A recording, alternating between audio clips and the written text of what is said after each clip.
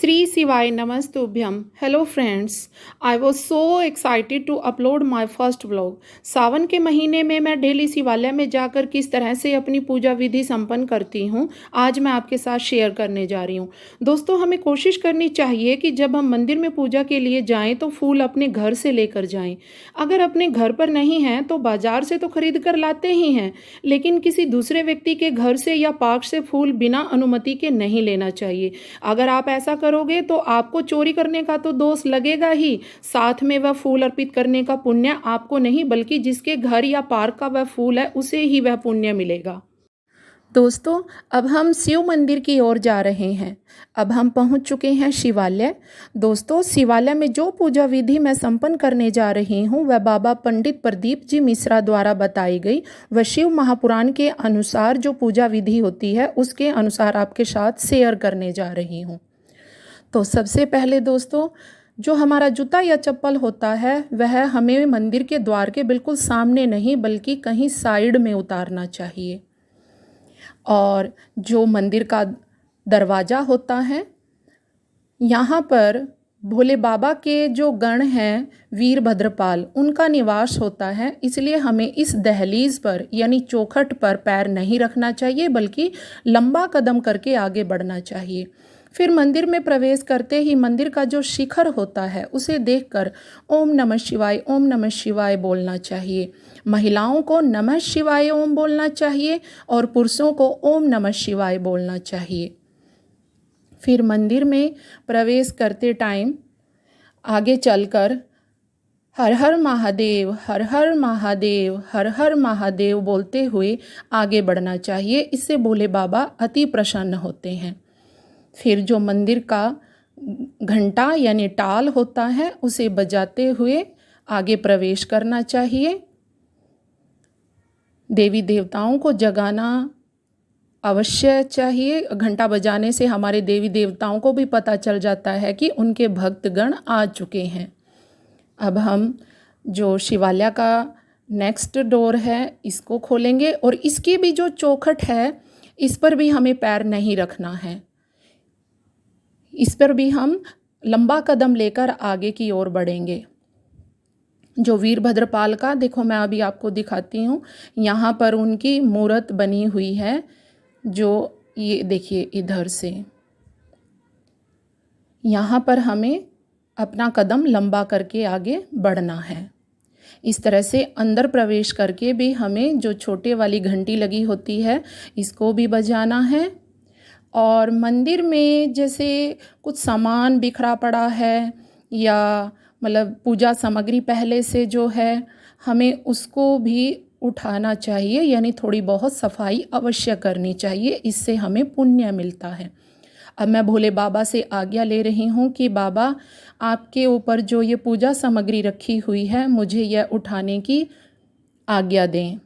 और अब मैं ये जितनी भी सामग्री रखी है इसको उठाकर जहाँ पर पूजा सामग्री रखी जाती है तो वहाँ इसको रख दूँगी और थोड़ी बहुत यहाँ सफाई कर दूँगी।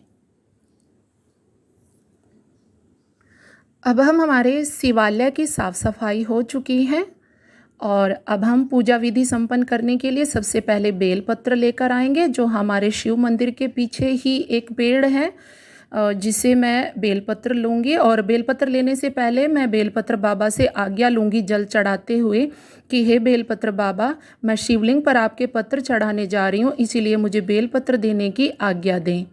और अब मैं 5 बेलपत्र पेड़ से तोड़ूँगी। और सावन के महीने में क्योंकि मैंने डेली 5 बेलपत्र चढ़ाने का प्रण लिया था तो उसी के अनुसार मैं आज भी 5 बेलपत्र तोड़कर शिवलिंग पर चढ़ाऊँगी।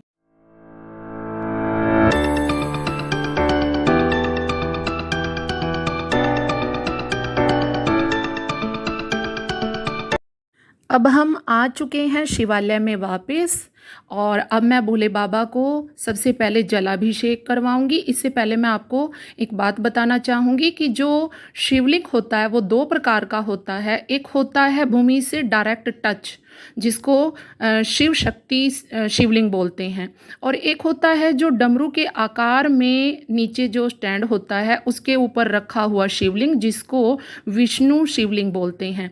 जो विष्णु रूपी शिवलिंग होता है, जैसा कि ये हमारे शिवालय में है, इस पर कभी भी बैठकर जल नहीं चढ़ाना चाहिए, बल्कि खड़े होकर थोड़ा झुक कर, और जो हमारा राइट पैर होता है उसे आगे करके और लेफ्ट को पीछे करके और फिर जल अर्पित करना चाहिए। अब मैं जो माता अशोक सुंदरी और जो बाबा गणेश हैं, क्योंकि कहते नहीं बल्कि शिव पुराण के अनुसार ये सत्य है कि जो शिवलिंग होता है उस पे बाबा का संपूर्ण परिवार विराजमान होता है। तो सबसे पहले मैं गणेश बाबा को माता अशोक सुंदरी को जल चढ़ाते हुए, फिर शिवलिंग के चारों तरफ घुमाकर शिवलिंग के ऊपर से ले जाते हुए, और फिर जो हमारे नंदी बाबा हैं उनके ऊपर चढ़ाकर सभी को जल अर्पित कर लूँगी। और फिर जो पंचामृत है, पंचामृत से स्नान करवाऊँगी। और पंचामृत को स्नान करवाते समय अपने पूरे हाथों से उसको मल मल के करवाना चाहिए, क्योंकि कहते हैं कि इससे हमारे कष्ट दूर होते हैं। और फिर जो जल है उसे अपने बर्तन में ले लूँगी, थोड़ा सा नीचे गिरते हुए को, ताकि मैं अपने घर में छींटा दे सकूँ। और फिर मैं बाबा भोलेनाथ को वस्त्र पहनाकर और तिलक अभिषेक करवाऊँगी। अब तिलक अभिषेक करवाने के बाद बाबा भोलेनाथ को जो हमारे बेलपत्र हैं उनका पीछे का डंठल तोड़कर और उन पर चंदन लगाकर सबसे पहले माता अशोक सुंदरी को अर्पित करूंगी, और उसका मुख बाबा भोलेनाथ के शिवलिंग की तरफ होना चाहिए। फिर नंदी बाबा को अर्पित करूंगी, और वैसे तो बाबा की जो 5 पुत्रियां होती हैं उनको तीसरा अर्पित किया जाता है, लेकिन मैं अब जो हमारे वासुदेव हैं उनको अर्पित करूंगी, और चौथा पत्र मैं शिवलिंग पे, और 5वां भी चंदन लगाकर और उस पर थोड़े से चावल रखकर उसके ऊपर अर्पित करूंगी। अब हम पुष्प अर्पित करेंगे, और मेरे पास जो सामग्री है जैसे मूंग, काले तिल, अक्षत, ये भी मैं अर्पित कर दूंगी। और जो कनेर का फूल है, गुड़हल का फूल है, ये सब अर्पित कर देंगे। बाबा भोलेनाथ को पूरा श्रृंगार करने के बाद हमें इत्र लगाना चाहिए, जो मैं गुलाब का इत्र लगा रही हूँ। और अब हम दीप जलाएंगे, और दीप जलाकर और कपूर जलाकर बाबा भोलेनाथ की या तो आरती करेंगे या कोई मंत्र बोलेंगे, जैसे ओम त्र्यंबकम यजामहे सुगंधिम पुष्टिवर्धनम उर्वारुकमिव बंदना मृत्योर्मुक्षीमामृतात्। ओम श्री शिवाय नमस्तुभ्यं। ओम जयंती मंगला काली भद्रकाली कपालिनी दुर्गा क्षमा शिवा दात्री स्वाहा स्वधा नमोस्तुते। ओम ओम गण गणपते नमः। ओम गण गणपते नमः। ओम गण गणपते नमः। ओम लंबोदराय नमः। ओम लंबोदराय नमः। ओम लंबोदराय नमः। ओम ब्रह्मदेवाय नमः। ओम ब्रह्मदेवाय नमः। ओम नंदी नमः। ओम नंदी नमः। ओम वासुदेवाय नमः। ओम वासुदेवाय नमः। इस तरह से दोस्तों हम अपनी पूजा विधि संपन्न कर लेंगे। दोस्तों, अब हमारा जो ये जलता हुआ दीप है हमें कभी भी शिवलिंग के ऊपर नहीं रखना चाहिए। सोचो दोस्तों, अगर कोई जलता हुआ दीप हमारे हाथ पे रख दे तो हमें क्या होगा? दर्द होगा ना। इसीलिए कभी भी शिवलिंग के ऊपर जलता हुआ दीप नहीं रखना चाहिए, उसको गर्म आंच नहीं देनी चाहिए।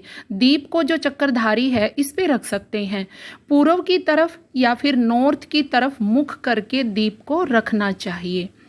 और अब हम जो हमारा प्रसाद है, प्रसाद भोले बाबा को और उसके संपूर्ण परिवार को एक एक करके अर्पित करेंगे। सबसे पहले जो बाबा गणेश हैं शिवलिंग के हस्त कमल पर, तो इसमें गणेश बाबा को अर्पित किया। फिर उसके बाद जो हमारे भोले बाबा हैं इनको अर्पित करेंगे। फिर जो माता गोरा हैं, माता गोरा को अर्पित करेंगे। और ब्रह्मदेव को, मीन्स जो सारे देवी देवता हैं सभी को मिष्ठान अर्पित करेंगे। और इस तरह से दोस्तों हो गई है हमारी पूजा विधि संपन्न।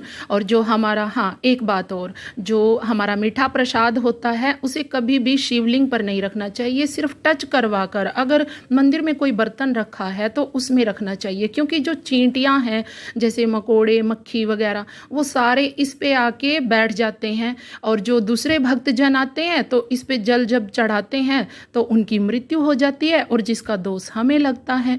इसलिए जो ये छोटी छोटी बातें हैं दोस्तों, मेरी आपसे रिक्वेस्ट है, प्रार्थना है कि ये बातें हमें ध्यान जरूर रखनी चाहिए। अब पूजा करने के बाद हमें 3 बार भोलेनाथ बाबा का जो बीज मंत्र है, बोल बम बोल बम बोल बम, ताली बजाकर ये जरूर बोलना चाहिए। और फिर अपना सिर झुकाकर बाबा को प्रणाम करना चाहिए, क्षमा याचना भी जरूर करना चाहिए। और जाते टाइम जो शिवालय के अंदर घंटी होती है उसे कभी नहीं बजाना चाहिए, क्योंकि इससे हमारी की हुई पूजा व्यर्थ जाती है। और अब एक बात और बताना चाहूँगी कि मंदिर से मीन्स शिवालय से जैसे ही बाहर निकलोगे तो जो हमारा मन होता है कि हम परिक्रमा करें, लेकिन शिव मंदिर की कभी भी संपूर्ण परिक्रमा नहीं होती, इसकी आधी परिक्रमा होती है। जो बाबा भोलेनाथ की ये चक्रधारी है, इसके चारों तरफ नहीं, आधे भाग में राइट साइड से चलकर और फिर वापस वहीं पे रुकना है। जो जलधारी की ये लाइन होती है इसको क्रॉस नहीं करना है, इससे हमें पाप लगता है। इसीलिए इन छोटी छोटी बातों का ध्यान हमें जरूर रखना है। फिर निकलते टाइम फिर से जो दहलीज है यहाँ पर पैर नहीं रखना है, लंबा कदम करके निकल जाना है। दोस्तों अब मैं आपको दिखाती हूँ अपने शिवालय का बाहर का नज़ारा कि यहाँ का दृश्य कैसा है।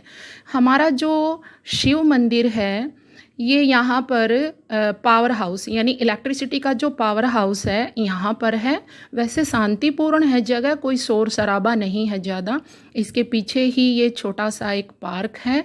और जो ये बेलपत्र का पौधा है इसी से मैंने बेलपत्र लिया था, मेरी हाइट से बड़ा है।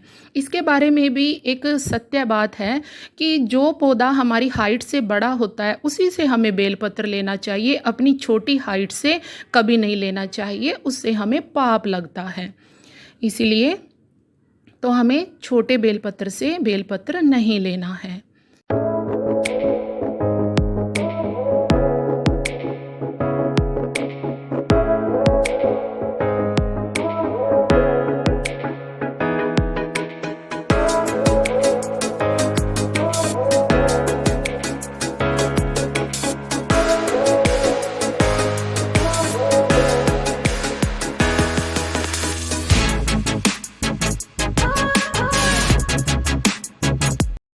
दोस्तों कोई भी मंदिर हो, जैसे शिव का, लक्ष्मी का या विष्णु कृष्णा किसी का भी, हमें पूजा करने के बाद थोड़ी देर मंदिर में अवश्य बैठना चाहिए। कहते हैं कि पूजा करने के बाद अगर हम थोड़ी देर बैठकर बाबा का नाम लेते हैं, ध्यान करते हैं तो उससे हमारी पूजा सफल होती है।